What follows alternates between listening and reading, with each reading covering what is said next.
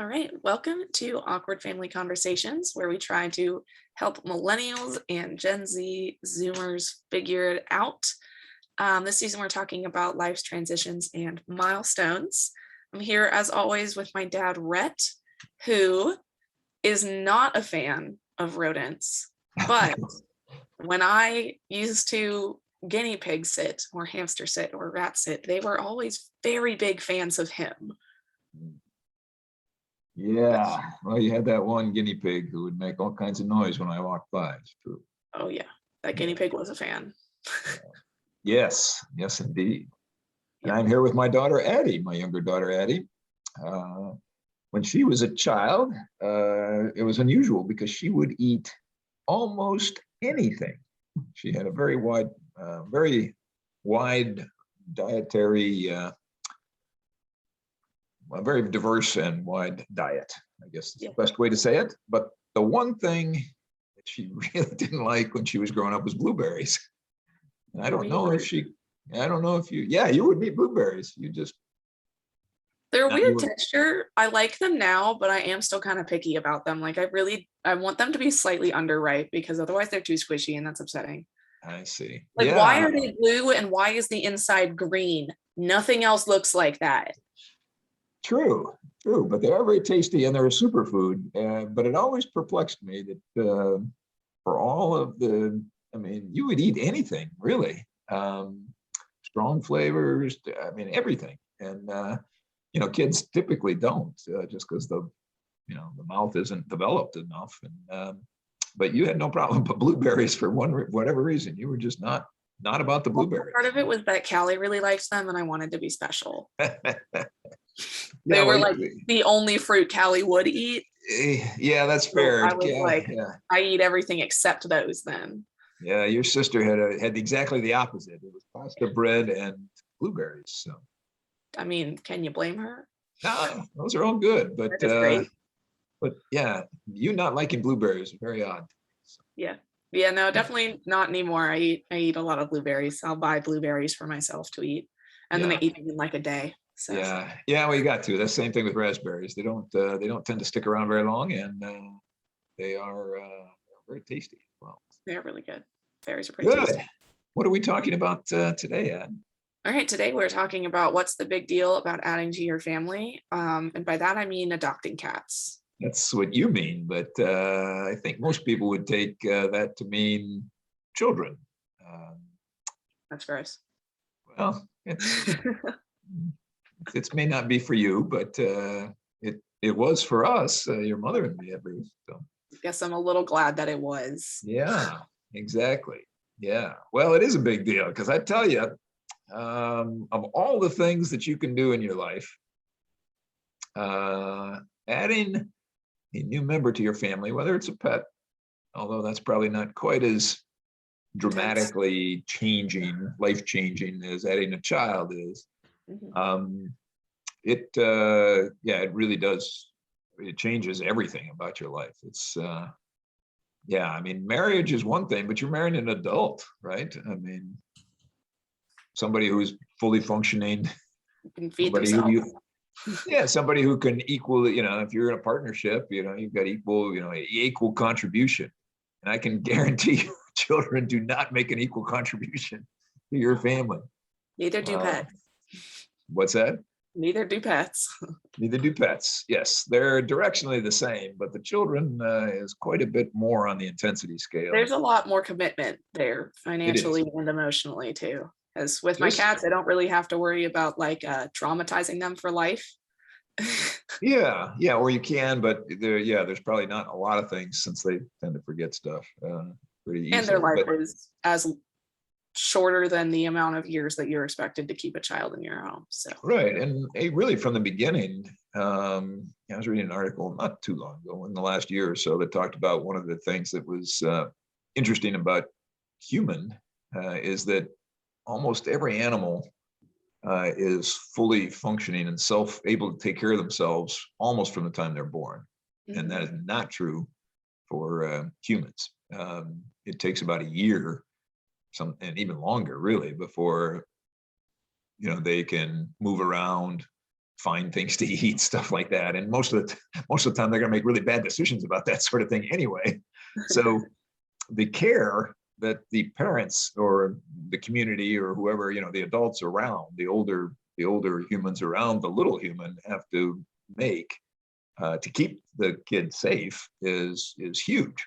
And that's a really big deal. So there are very many important relationships in the life, I think.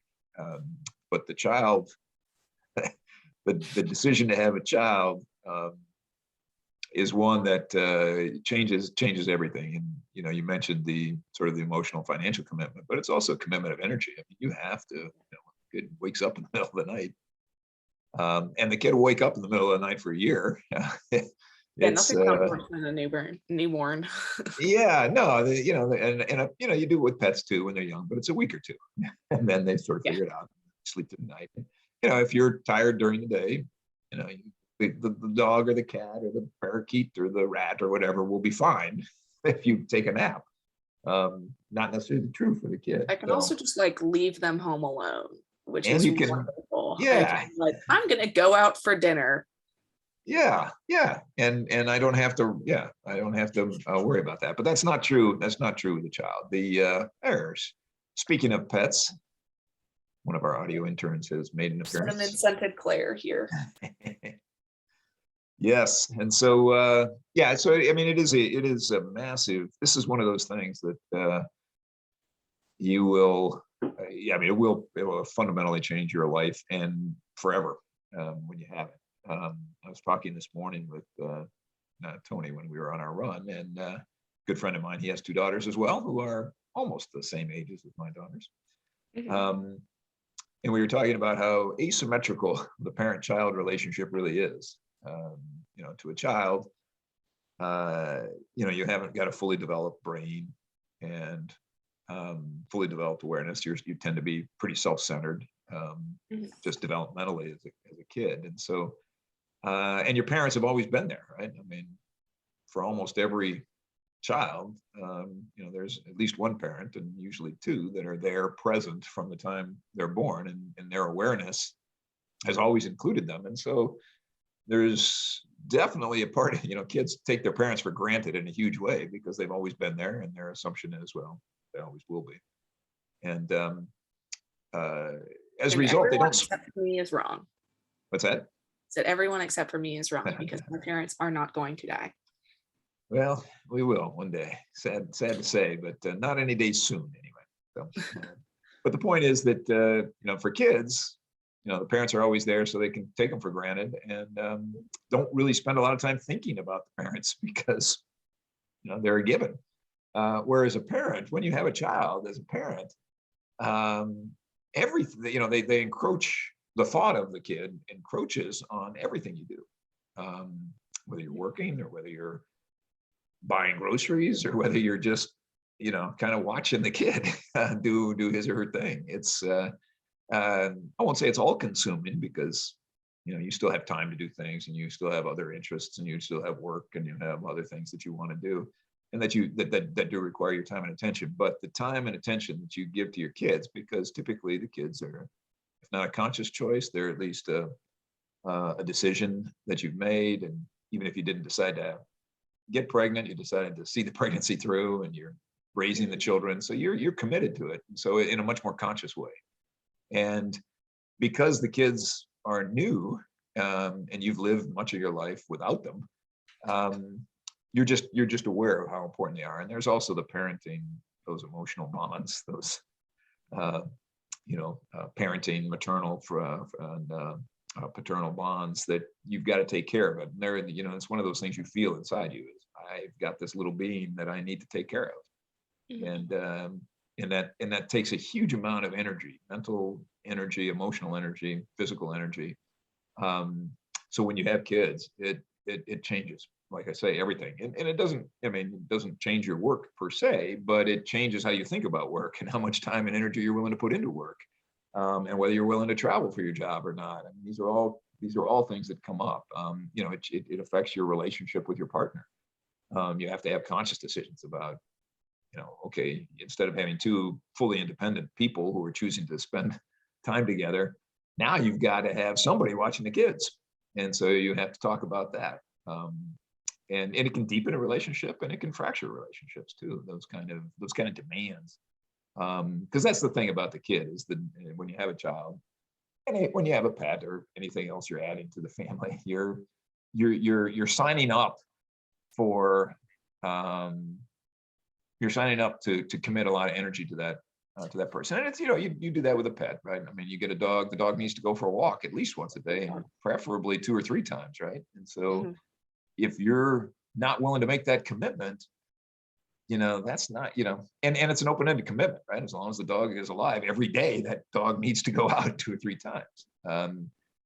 Your kid is going to be with you for 16, 18, 22, 38 years, whatever it takes, right?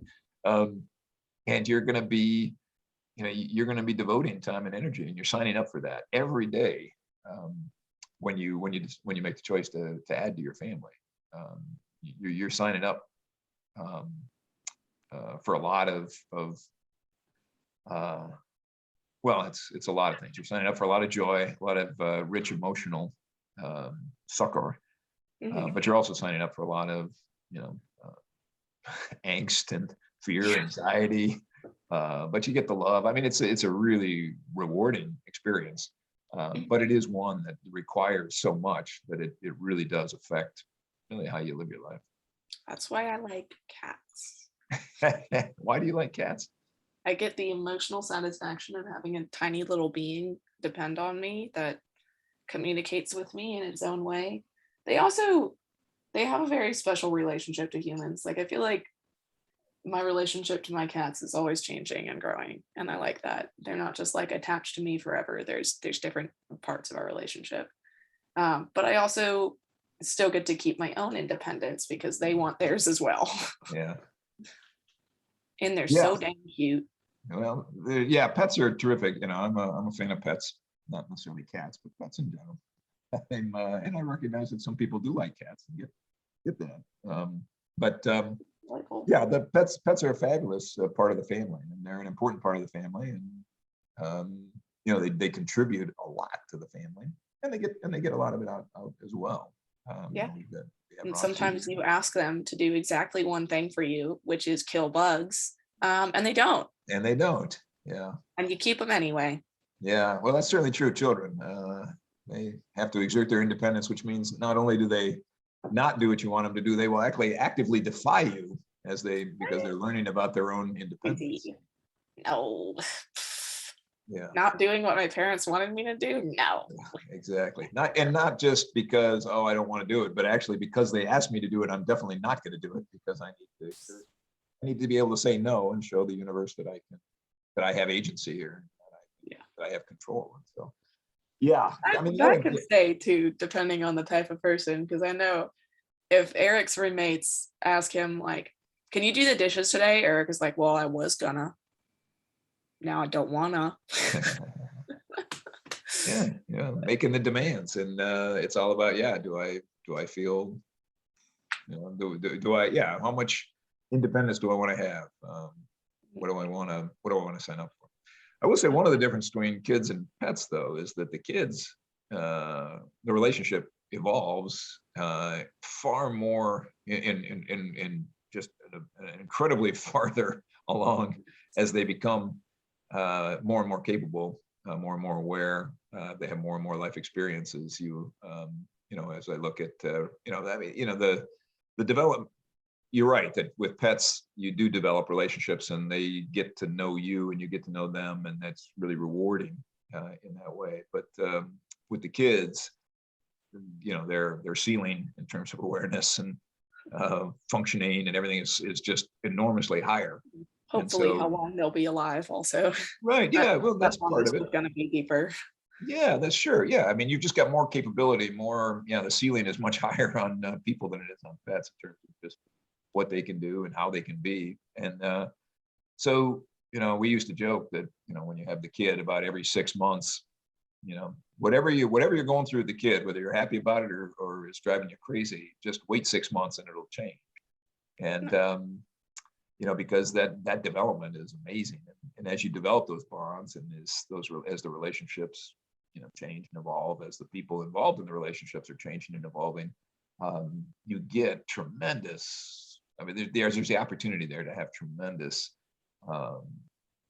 affection, and you get to know each other really, really well, and that leads to really rewarding relationships. And I think most parents feel about their kids like they enjoy. Kids are typically parents' favorite people. I mean, outside your partner, they're the people that you're going to bond to the greatest. And it's a tremendously rewarding relationship as a parent. And I have to say that as I've grown older and had children of my own, I've come to appreciate my parents much more. I really, I'm not very articulate today. I apologize, but I just woke up. the relationship with my parents changed for the better when I became a parent, and realized just I'm sure that's deeper with human children, but I will say I didn't learn to appreciate mom, because especially with her being a stay-at-home mom, I saw up close and personal how much she did for us, and also appreciated it. I would not have turned out the way I did had she not been always there and around. I think it turned out okay. You did. But the first time that Claire, well, she's only done it once, but the time that Claire pooped in the bed, I was like, Mom, you are a superhero. I'm so sorry. It was 3 a.m. and I woke up to the worst smell in my bed. And it was my cat. And I was like, this is awful. I am so mad. But like, also you can't be mad at her because she's a cat. What you gotta do. My sister threw up in the bed when she was about 1.5. She'd not been feeling well. We put her in the bed, and I woke up put my hand in it as she realized she was getting sick. So sat up and put my hand right in it, and it's amazing. I mean, you change these nasty diapers, and you do things. Claire threw up in my freshly washed sheets once. Yeah, they're spitting up all over the place. They're gross little things, but you love them, and you're willing to do stuff that you would never think you would do, and you certainly wouldn't do it for strangers. No. But there is something, chemical, biological about the parent role where you're willing to do an awful lot of very gross, nasty things that you would never do for anybody, but you do it because they're your kids. And Or you put up with stuff, because Debbie decided today that Eric's laptop really needed a glass of water dumped on it. We went to the bathroom. Yeah. And then in that 5-minute period, Debbie was like, but we still like her. Yeah. We keep her around. Yeah, that's tough. Well, and kids are very expensive too. They're breaking stuff all the time, and they're growing, so they need new things constantly. It's not even that's Well, when you have a relationship with somebody, you're signing up for that kind of thing. That there's going to be their bull crap.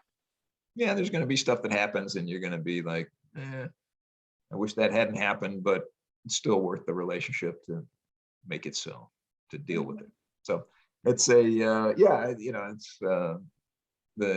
definitely pets can give you a sense of that and can give you a flavor for it, but the experience with kids is so much richer just because people are so much more complex and they live so much longer and evolve so much more and differently.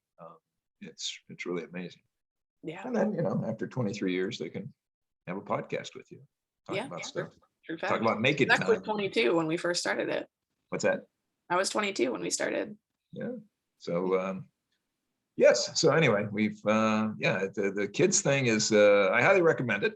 Obviously you're not wired that way, but no, there's a couple factors going into that. Partially the financial thing. I definitely at the moment, and with what I want to do with my life, not sure I'll ever be able to sustain kids at the way that things cost at the moment. Plus there's just like,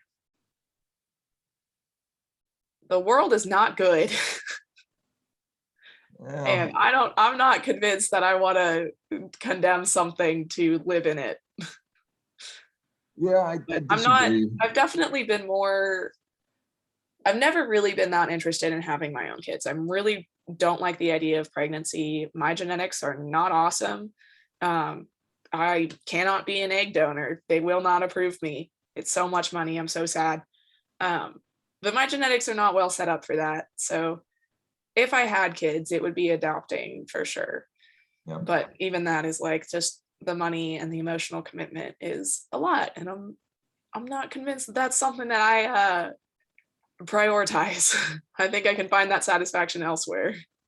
Well, yeah, I don't think you'll ever find the depth of a relationship or that you can with kids. But having said that, you've got to be willing, as we talked about right at the top, you got to be willing to devote on. You got to be willing to sacrifice a lot of your own time, energy, financial resources, emotional resources to do that. And when you do that, it's incredibly rewarding. And I mean, especially with my chronic illness, it's already hard enough. Like one of the reasons that I'm not going to adopt a dog anytime soon is because it's, hey, be nice. Hey, leave her alone. Leave her alone. Claire got tackled and hissed. And Missy did not understand that she was asking her to go away. Where was I? You're talking about your autoimmune yes, issues my and various chronic illness things. Walking a dog regularly is too much for my body at the moment. So the just physical not sleeping would be so much for me that I'm like, I'm hoping that by the time that I'm your age, the age you guys were when you had kids, it's not as big of a worry. But I just don't really see it happening for me. I like cats and I like cursing. They're not mutually exclusive, as you know, having heard your mother swear regularly as you were growing up. Also true, but I don't. And that doesn't, can be uncomfortable, but because I'm not somebody who swears a ton, but it's not a deal breaker. I mean, and the thing about the world is that, the world is kind of what you make of it. There's a lot of beauty out there, a lot of people doing really good things. And there is a lot of beauty, and there's a lot of people doing really bad things. It's kind of a half empty cup that's half empty and half full. It's both of those coexist in the world, and I could see myself more comfortably having children not in America. If I were to leave this country, I could definitely see that being more something that I'm interested in doing. But just the health expenses of it too, like my own healthcare expenses are ridiculous, but it costs like upwards of $20,000 to have a baby now, just to give birth. And that's insane. That's way too much. Well, that's an uninsured cost, yes. But insurance is, as we know, fantastic. So it's not the greatest. We could certainly do better. We both believe in public availability of healthcare, but nevertheless, there's people around the world in a much worse conditions than you who are having kids and having great relationships with their kids. And I'm definitely, the thing about having kids that is weirdly enough not freaked me out is the relationship part. I believe that. That's not as scary for me. I am just kind of a natural caretaker person. The pressure part of it would be very intense. The need to feel like I'm not traumatizing my children would be a lot. And you guys set the bar very, very high too with that. We were really worried about, every parent worries that they're going to kill it. And you know what? You're going to mess up your kids somehow. But if you communicate love, that's 80% of it. That is true. Be open and communicate love, and hopefully we did that with you kids. Is that you? You definitely did. That is one of the things I've joked with Mom about, where I'm like, part of it is just that like it's intimidating to follow you guys up. Well, we were older. I know that Mom going into it. I don't know. You've never talked to me that much about it, but her relationship with her mom is fraught. Yeah. And so she had a lot of ideas of what she wanted to do differently going into having kids, and how she was like, all right, I'm not going to do that. I'm going to do this instead. And I'm just kind of like, what? Like everything just felt so normal and natural growing up that I didn't pay attention, because it wasn't really until I got to college that I saw how bad parents can be. Because in our little bubble in Walnut Creek, that was not the rule at all. So that that's one of those things that I'm like, I'd have to very much ask you and mom, like, what the heck did you consciously do? Because ah, Yeah, well, but it was one of the things that your mother did with intention. We always talk about the importance of intention and living that's true. intentionally, and she did. She knew, and to be fair, and I mean, this is her story to tell, but the relationship with her mother was when I met her was very fractured, and your mother worked very, very hard to create the kind of relationship she has today with her mother, which is far, far better. It But there is was a really lot of years where they weren't, I mean, they'd chat, but not very frequently and not about anything important because your mother was very hurt. And she finally, was able to face her mom and articulate for her mother. And to Judy's credit, Dawn, your grandmother's credit, she heard it and responded. And they were able to build a terrific relationship, but that relationship has been 30 some years in the making. I mean, there was very a definitely. real, it was a fractured relationship. And a lot of it goes back to your grandmother's relationship with her mom, which was not great at all. In fact, it's amazing that your grandmother is, I mean, she's an incredibly strong woman to have lived the experiences that she did growing up. And be able to raise, 4 kids who are relatively well adjusted. I mean, and they all have issues, of course, like we all do, but she functioned, and not everybody would have had that kind of fortitude and strength to function like that. But your mom also, was wounded because of the way her mom was and how her mom behaved while, your mom was younger. And, they've really solved a lot of that by being, by sort of, loving each other and being open but it has not been pain-free. There has been a lot of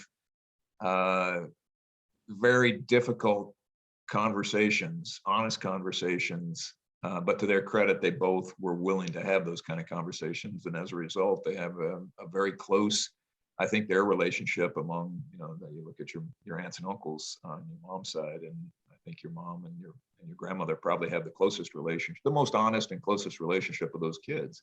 But it wasn't because of what they had growing up. It was because of what they had after Dawn left. The bright side of Home. cats is that you don't get a fractured relationship with your cat because they either hate you or they don't. Yeah. Yeah. Well, and this But they gets to tend the to whole, start liking you more the longer it goes on. yeah.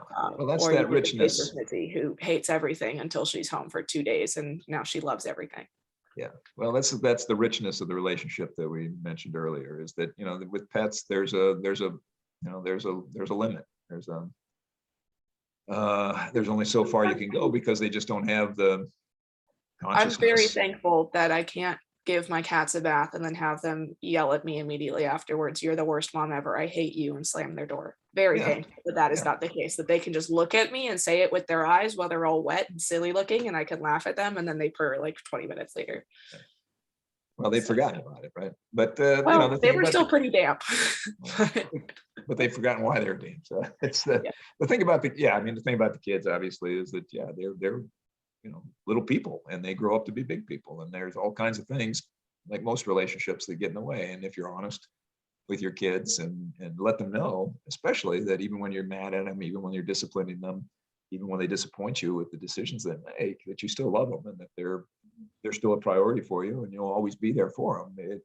Everything else kind of works its way out. And one of the things that we did consciously and intentionally with you kids was try to let you know. And we were far from perfect parents, but I will say that your mom in particular let you know every day that she loved you, and that's not how she felt growing up. And so the one big success that we had, I think, is that we kind of broke that pattern of Yeah. kids growing up feeling maybe they weren't a priority for their for their parents. But hopefully you guys did, No, because we we tried to definitely did. communicate that. Yeah, no, I know. I've talked to Callie about that too, and we definitely both agree that we have like the best parents in the world. Well, hopefully every kid feels that way. And obviously we failed you We in don't. some respects. I mean, but hopefully those were minor, and I was they gonna say, didn't I really. can't even really think of much that you guys did that I would be like, that is a failure. Obviously, during the teen years, there was some tension, Yeah. but even then, even when I was in my rule breaker period, that you guys never like did anything unfair, like take the door off of my room. No. Like you did things like put a tracker on my phone, which like if your daughter's sneaking out, yeah, that okay, like that's fair. Yeah. Yeah.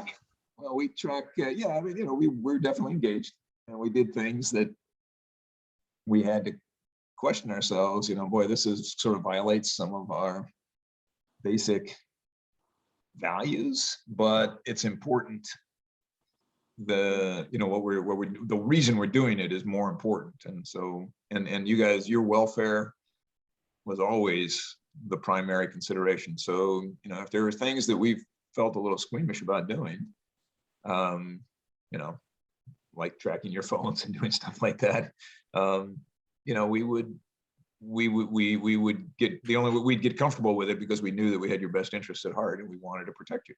That's one of our. Well, and it wasn't like you guys just took my phone and put a tracker on it and was like, you're a bad kid, here you go. Like that was like we sat down and you guys were like, we know what you did and this is what we decided the like consequences. It wasn't even like a punishment. It was just kind of like, you had an action, these are the consequences of your action. And I was like, okay, like it doesn't feel like you guys are putting me in any sort of retributive state. Like you're just responding to the situation I put you in, which, okay, I guess I got to get a lot more creative now. Yeah, you guys are actually pretty good kids, but you had your moments. Each of you did things sure that did. Were pretty significant. And I would say that we typically, we tried to show restraint.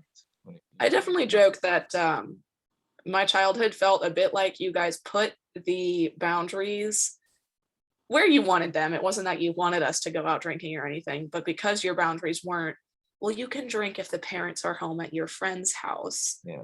Because the boundaries were, no, you cannot be going to parties and doing that. It meant that the way I broke that rule was drinking at my friend's house while her parents were home instead of going to the huge parties where people are doing cocaine. Right. So I made the regular stupid teen choices in a much safer way because I knew that there was just no way I was going to get away with going to the popular kid's house where the parents just knew that everyone had all the alcohol and there were boys and girls and people I didn't know there. I was like, that's never going to happen. I'm never going to be able to be like, okay, Dad, just going to go to the prom after party here.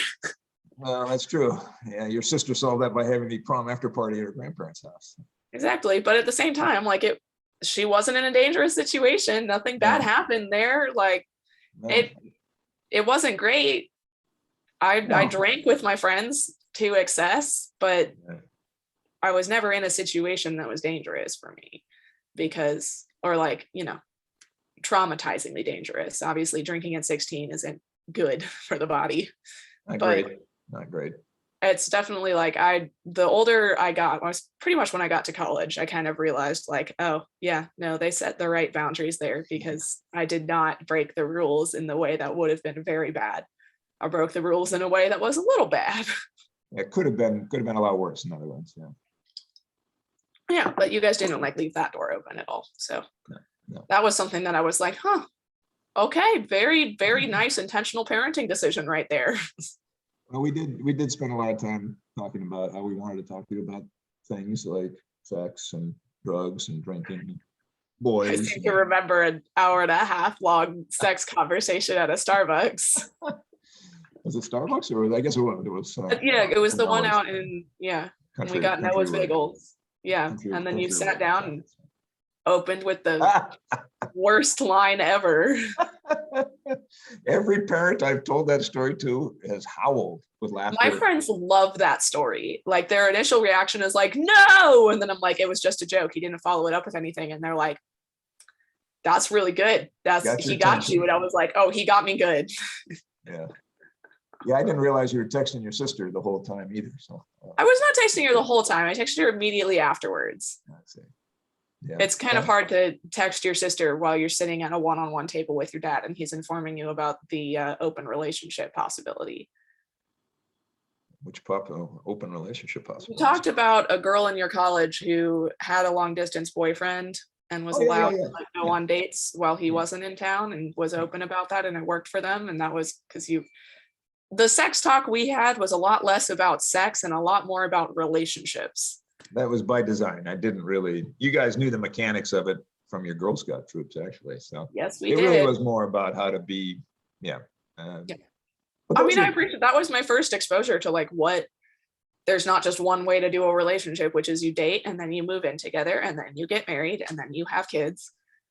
or you It was break up like, along the way, right? But yeah, there's lots of different ways to do it. it was like you can do, there's a lot of setups, and it turns out that the one I like is you date and then you move in together and then you get married. But Well, there's a reason. There's a I got reason to that it's the choose that. It norm. wasn't like it was just expected for me or anything. Like it never felt forced. No, and we wanted to make sure that we communicated tolerance and respect for people, because there are, the world's full of a lot of people who see things a lot differently. I mean, we've got just in our own family, we've got gays and transgender people, and there's a lot of different ways to approach life, period, and that will be reflected in your relationships with them. But those are the sort of parenting things that, I will say again, we weren't perfect parents, but your mother and I were very intentional about how we wanted to talk with you about really important things like relationships and sex and boys, like drinking and drugs and those kind of things, like school. Yeah. Do you remember us talking to you about that grades were not as important as learning? Oh yeah. One of the things we tried to emphasize is that, let's not focus on the grade, because you won't challenge yourself that way, so that you can maximize the chance to get the good grade. But more important is to try to learn. I remember one time we were walking, I think, to Red Gear Meadows for a swim meet together, and I was complaining about school and how boring it is. And you told me on that walk that it's only boring if I'm choosing to make it boring, and that what I should do is find what I'm interested in and pay attention to that and take that approach. And I have used that for the rest of my life from that day on. At first I was like, school's just boring and it's what it is. And then when I went to college and it got a lot more, honestly, in late high school, when you got a lot more agency over what you wrote papers on or how you approached certain problems, it started getting very like, oh, I can just choose what I'm interested in and pay attention to that. Like, oh, cool. All right, fine. My dad was right. I'm not going to tell him for another 10 years. Yes, yay, good moment, good parenting moment. That actually, that's something that I learned from my father. Your papa told me when I went to college, he was like, don't take classes for the subject matter, take classes because the professor, seek out good professors, and they will make they'll make learning fun and interesting, because they'll be passionate about the subject. And I think there's a lot of wisdom there too. There definitely is.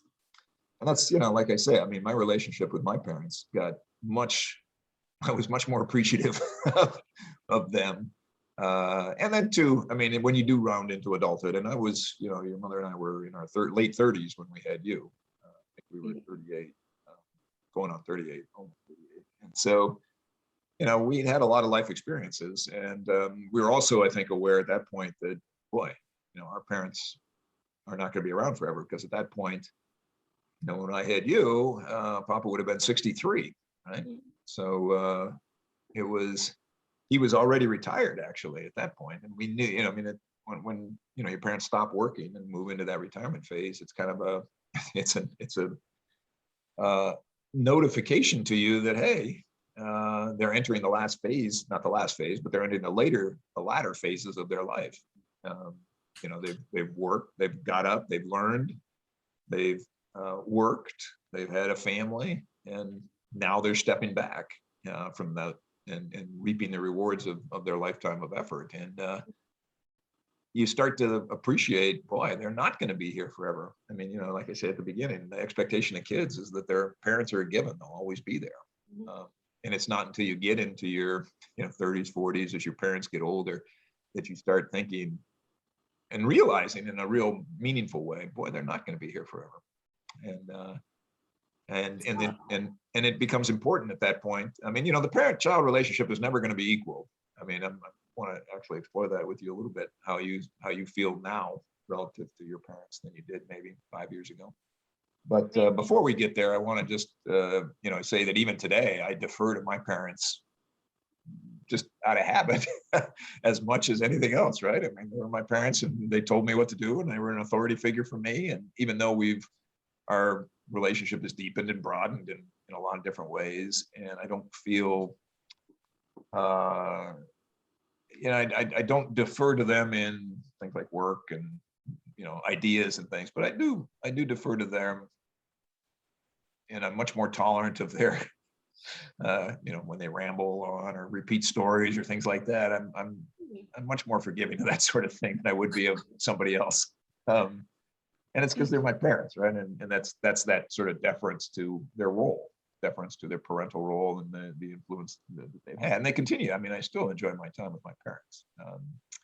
And it can be predictable, but that's a touchstone too. It's kind of a way to the world is telling you that, hey, this is okay because your parents are still here and they're and they're interacting with you in a way that says you're valuable and important to them, and that does matter, and that does resonate even today. I remember I was working at Charles Schwab, and Dave Patrick, who was the CEO, in front of God and everybody. I mean, we were at an all hands meeting, and he talked about how he sent a note to his mother about something that happened at work, and he just made the offhand comment that because we always want our mother to be proud of us. And it was like, boy, that stuck with me. It hit me hard and stuck with me all these years. I mean, this is 20, 25 years ago when he said that. It was not just to me, but to everybody. And it was kind of like, wow, that is absolutely true. Yeah, definitely. That was there was a question on an assignment that I did for one of my very chill emotional intelligence classes that was like, how do you know when you've done something you're proud of?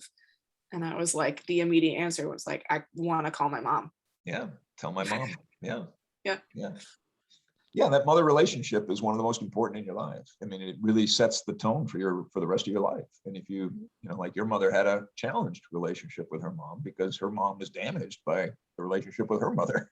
And so that mother relationship is critical to all of us. And we want to be proud. And even when you're 60 years old or 61 years old and your mom is 81 going on 82, you want her to be proud of you. And you want your dad to be proud of you too. But the mother relationship, that the life giver, that the person that nurtures you, definitely different. It is.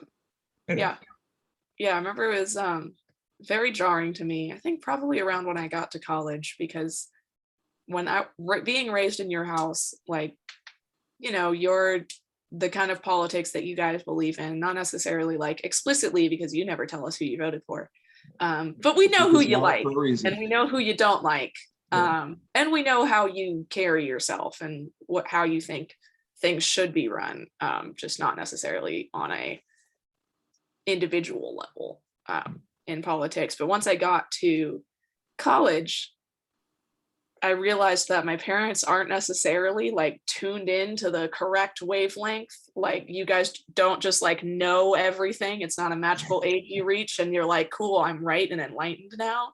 Yeah. And I was like, oh my God, I'm going to disagree with my parents on stuff. Oh, this is what? That was a weird one, because I grew up with a lot of, you guys are both very smart and you raised Callie and me to be very good at critical thinking and asking questions. And that was something that, like, our dinner time conversations were always there was the rose and thorn conversations, but there was also a lot of philosophical conversations about core beliefs and values and the kind of people you want to be and the kind of people you guys have been. So definitely, as I've gotten older, that has changed less from like an instructional role to a exchanging ideas role, which is always a little weird because I'm very much used to the instructional role from my parents. Yeah, well, and that's, I mean, kind of what I was getting at with, even at 60, I defer to my parents because, they've always they've had more life experiences. They've always had different perspectives, but, you come to believe that your perspectives are valid, but there's still that little voice of the little kid in the back of the ground saying, well, these are my parents. Well, if there's ever something that, like, if there was ever something that you said that I like vehemently disagreed with, that would definitely be one of those moments where I'm like, I should probably re-examine this and figure out why, when it's my dad, who we align on pretty much everything philosophically, and how we want to see that played out on a societal level is definitely different. But I know we believe in the same things at the core. So if there was ever something that you said that I did not agree with at all, it would be kind of like, I should probably re-examine what I'm where I'm coming from then, because if we agree on the core value behind everything, then what am I missing? Probably end up in the same ballpark. Likely, yeah, but not always. But that's one of the things. I mean, one of the things that is important to us is that you do learn how to think by yourself. I mean, the liberal arts education that I got and that I believe in, really talked about, teaching people how to think, teaching people how to learn, so that they can do it throughout their lives. You're not just teaching facts and knowledge. You're teaching them skills that they can apply in a variety of settings. And how to ask questions, how to read critically. Yeah, and how to think about things and how to connect dots. And those not everybody does that. I remember your cousin Nicole, my cousin, my first cousin once removed, Nicole, talking. We were at one of our family holiday dinners after she'd moved out to the Bay Area, and she was silent through this whole conversation we had that was largely political. You're telling me a brat family holiday dinner got political? Well, in our family, that's true, but she was stunned. I mean, as we were leaving, she was like, I don't know what to do here. This was incredible. My family would never have had this kind of conversation. My parents were not comfortable enough, and certainly wouldn't have allowed us to challenge them, or, they weren't. I mean, it was a whole different way of being. And a lot of families kind of run that way. I mean, if the parents aren't intellectually curious and are worried about discipline, and I have another cousin whose family, and this is just hearsay. Your grandfather told me this, that he was talking with his nephew and said something about, well, we need to, we have to teach the kids how, to think for themselves. And the response from my cousin was, no, that we don't. There's a right way. They're very religious, right? The Bible is really, I mean, I wouldn't say they're literalists, but they're maybe one step aside, away from literalist, in that, the Bible is the thing. And, critical thinking is the enemy for things like that. And so, I mean, critical thinking is pretty much the enemy of absolutism, because you're challenging what somebody says is absolute. And why would you do that? It's absolute. Well, it's not just absolute, but it is, it's settled, right? We can say, well, it's settled. You shouldn't question this because this is the way things are. But it's kind of like, well, everybody's got to find their own way, in my view. And those are just the things that we tried to, and we did it consciously, and we tried to do it intentionally. And I mean, you definitely did a good job. Well, yeah, we like to think so, but obviously, it wasn't all of our conversations weren't joyous and respectful, and they don't have to be joyous to be good, though. No. They need to be respectful. We always weren't that way, but that's I never felt disrespected by you guys. I know that I had reacted in ways, and looking back, and I remember very few specifics of fights that I got in with you guys, but I do remember that there was never a fight that really lasted more than a day. I was not if we got in a heated conversation at the dinner table, I would kind of just screw off to my bedroom for the rest of the night. And then the next day you'd wake me up and go, Addie, in the kitchen, and I'd be mad at you for that. But it wasn't, I never really held anything over, just because it wasn't it was never personal. I never. Those ideas.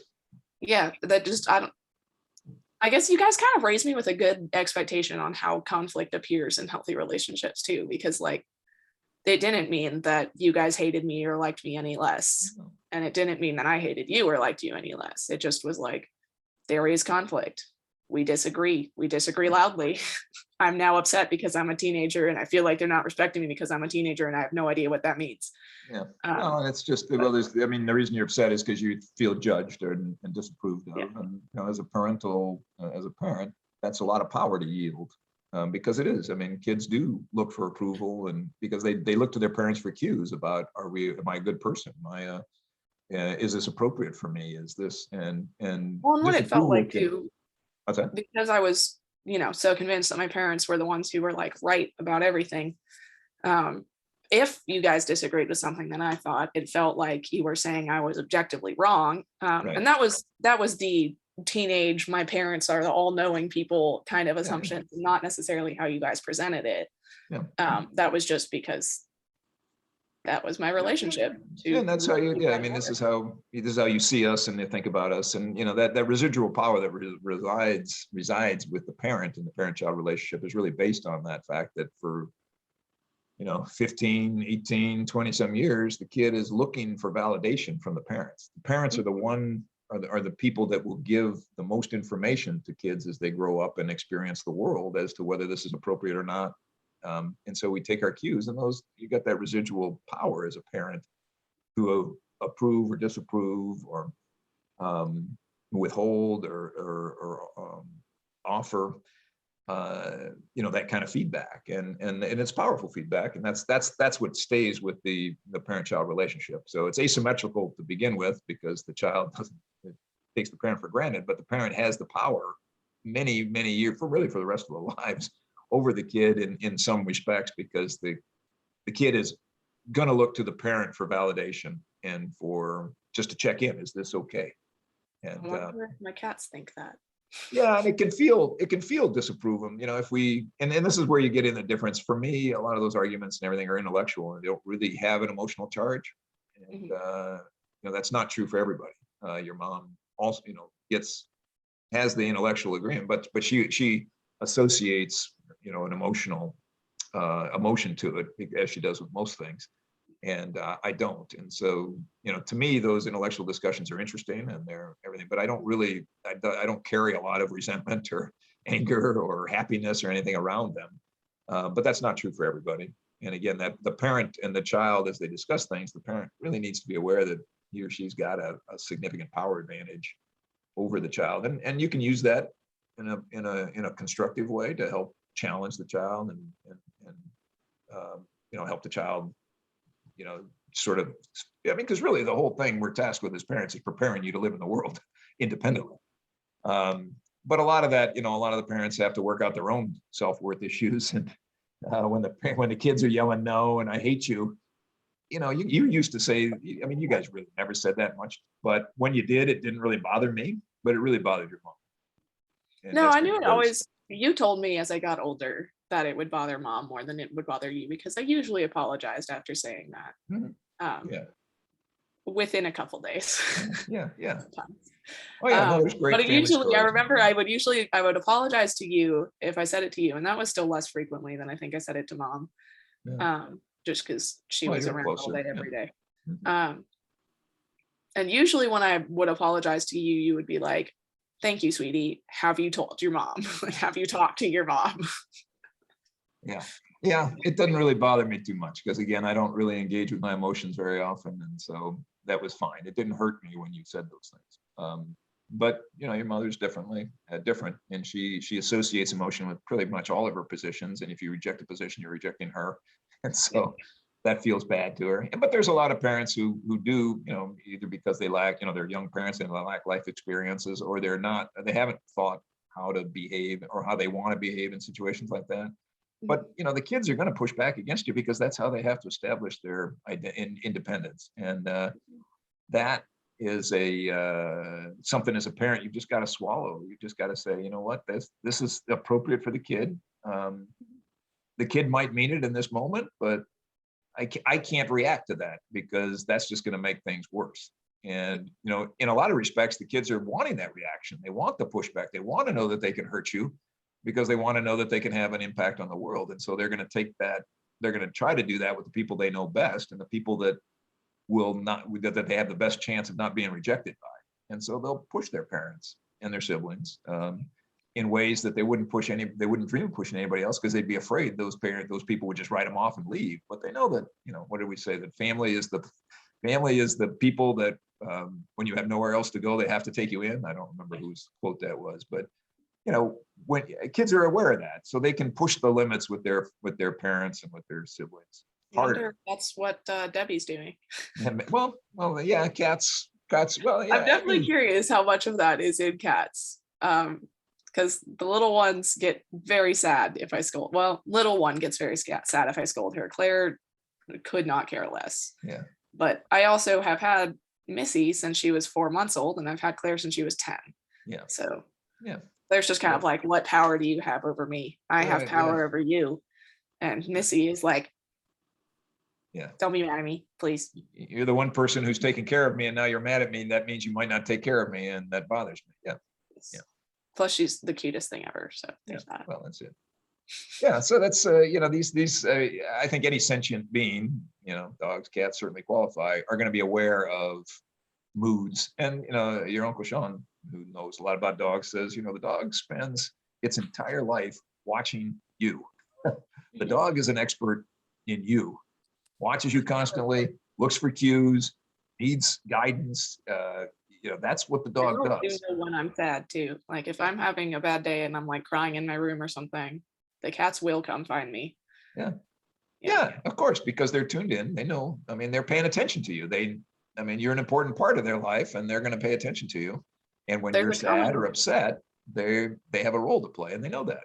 And there's a common thing that goes around, and I don't know how true it is, but that cats lie on your chest and purr really deeply when they want to heal you, which I've never looked this up any further than that, but I like to think it's true because Claire definitely comes up if I'm having a bad day and we'll just sit there and purr, and it feels so nice. Yeah. Well, it's cool. Yeah. And I believe it. I believe that it's certainly possible. If it's not true entirely, it's certainly possible. It's definitely like a bonding thing. Like, being attached to your owner is, that's a powerful thing. They're very sweet girls. No, they are both napping right now, and it's really cute. Yeah. Well, and kids will do that too. Because if the parents are upset, the kids will be upset. They're tuned in to what's going on around them, and they'll come and try to make things better. I mean, that's also very common. Kids are pretty cute. They are. Nice. They are. And that's when you talk about having kids, these are all kind of things that kind of go into it. But it's the toughest job you'll ever love, kind of thing, because you're going to have these great people. And you're going to be a significant influence in their life and a significant presence in their life forever, as they're going to be for you. And it's tremendously rewarding. It's really hard to articulate just how satisfying it is to have children and think about them. And, I think about you and your sister dozens of times every day. If you're not omnipresent in my mind, you're never far from it. And they're, as I see things and experience things, I have memories or things like, oh yeah, Addie be interested, or I have to remember to tell Callie about this. Or, these are just things that come up because we've had so many intersections, points of intersection throughout our lives here. But I am curious about the texts I used to get from you in college that would say, pay attention in class. And I'd be like, Dad, it's 4:00 on a Friday. I'm not in class. Yeah. Yeah, I used to like teasing you a lot. Oh no, those were fun. It was a nice reminder of like, Dad is thinking about me. Oh, well. It was a silly way to do it, but I like silly. You do. Well, you have a breadth of humor that I really appreciate as well. So anyway, but I don't know that we talk about the difference, how it feels from your side to be 18 and parents and with their parents and 23 with parents. I mean, that was more of what I was getting at with the like realizing that my parents aren't just tuned into like the absolute truth of the universe, and we're not infallible. No. You guys are also humans who have a set of experiences that shaped how you interpret the world, and I may or may not have those experiences. I may have different ones that lead me to different conclusions, and that doesn't make me wrong, and it doesn't make yours less valid, and it doesn't make mine less valid. But it was weird to realize like, oh, I am going to disagree with my parents on stuff, and that's we're just gonna have ideological disagreements on stuff because they're not right and I'm not right, and that's freaking freaky. Yeah. No, that's definitely true. Interesting. Yeah, realizing that you guys are human beings who can be flawed. And I'm glad I had that realization before you guys announced you were getting a divorce, because I think I would have taken that a lot harder. But I definitely had. I talked to Olivia, my friend, about it. And she was like, the inner child definitely takes some damage when you find out your parents are getting divorced. And I was like, yeah, that's really how it feels. I'm having like these childish reactions between like, no, my parents can't do something so human as get a divorce. That's not, not allowed. Like they're the one true couple who's meant to be forever. So it's letting go of like the assumptions that kids make because of what their world is, and then realizing like, oh no, my parents are humans too, they make mistakes too, and they make hard decisions too. And that's weird to think that, like, kids like to think that your life ended when you had me and now I am your life, but it's not true. Your life continues. And well, yeah, that's true. And we had 38 years before you were born, 34 before your sister was born. And so no, that's true. And these are all, I mean, I'm glad. I mean, this is what growing up means, right? The world is full of shades of gray. It's not black and white. And, but I do still want my parents' approval. well, you always probably will. That's just sort of programmed into us, right? And that's I mean, that's just I do too. And I'm 61 years old, so it's you're probably never going to get rid of that, and that's not necessarily a bad thing. It can help ground you. We've talked in past episodes about living intentionally to be the person you want to be. And we talked today about part of when you're doing something good because you want to brag to your mom about it, right? You want to tell your mom, hey, I did this really good thing. And so we can be part of that. Parents can be part of that intention. I want to be able to tell my parents everything I do, because that tell me I'm proud of what I did, proud of the person I am, proud of the decisions I make. And so we can definitely be that way. But it's also true that we're as flawed as everybody else. What we do have is a lot more life experience. And we've thought about having kids, and we've been willing, kind of wrapping this back to where we started. We were willing to make the commitment to have you and to raise you. And, it's an incredibly loving thing to do.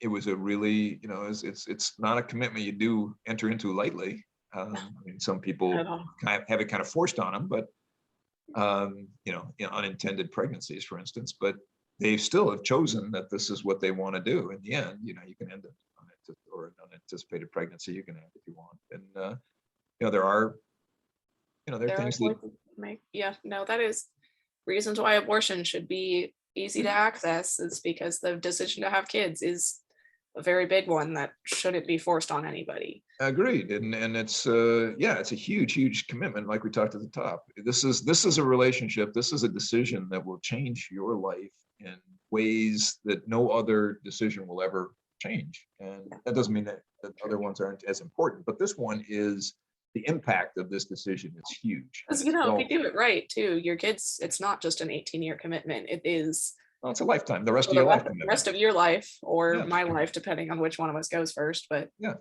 hopefully, I mean, I don't want to say hopefully you first, but also at the same time, like if all goes according to plan. Hopefully me first. A parent hopefully we all die when we're in wheelchairs and we kick ourselves out at the same time. Well, I would, it's having had a cousin who was killed as a young guy, person, it destroys the parents when the kids die first. It's not the natural order of things. I don't even have kids, but that always hurts, thinking about parents who lose their kids. It's just it's brutal. It's brutal. And it's not how that's supposed to happen. Not supposed to happen, exactly. And so it is sad when your parents leave. But again, we're talking about that asymmetrical relationship, that asymmetrical emotional investment. Kids take their parents for granted. But when they lose their parent, it's traumatic and it's hard, but it's expected and it's okay. But when the parent who is so much committed to the kid, made the conscious choice, bring him along, raise him, when they lose the kid, it's devastating in a way that it isn't the other way. So anyway, we'll talk about death, I'm sure, later in this season, but why don't we wrap this up here and talk about why don't you take us home here? I think we've got no follow-up items to research because we're not researching, and no bad words said today, so no Venmo. So what do we? I got so close like 3 times and then didn't do it, and I'm really proud of myself. Good for you. Good for you. So what are we going to do next week? Next week is, what's the big deal about milestone birthdays and events? That is a good question, because birthdays are weird. Yeah. Weird. Well, it's not just that, it's anniversaries and that's true. Stuff. Milestones, basically, life milestones, right? Indeed. Getting a new job, while you're desperately waiting for that episode to come out, you can find us on awkwardfamilyconversations.com. on Facebook at Awkward Family Conversations, on Twitter at Awkward Family C1, on YouTube to watch the video versions with my messy hair and adorable cats at Awkward Family Conversations. And then on Stitcher, Spotify, Apple, and Google Podcasts. And we're going to get last week's up there soon. And then in the meantime, let us know what you think. Keep those questions and suggestions coming, and we'll see you next week. I love you, Dad. I love you too, Ad. See you next week. Cool. Bye.